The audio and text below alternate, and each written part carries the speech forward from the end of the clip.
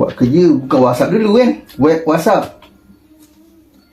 Ada handphone kan. Kalau tak ada tak boleh buka.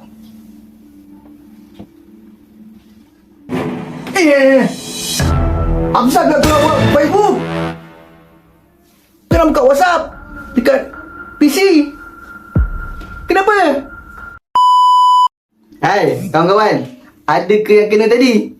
Nak login WhatsApp dekat PC guna web, tapi tiba-tiba keluar login Facebook.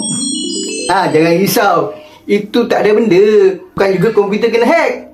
Terbaliknya ada bug yang berlaku dekat sistem WhatsApp dan Facebook, datang dari company yang sama, itu Meta. Adalah bug atau dalam bahasa Melayunya adalah serangga. Serangga apa kan bahasa Melayu? Apa bahasa Melayu bug?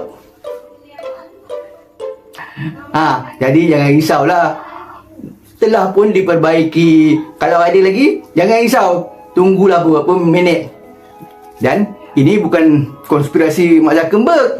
Kita masih lagi boleh menggunakan WhatsApp. Okey, jangan risaulah, subscribe dulu.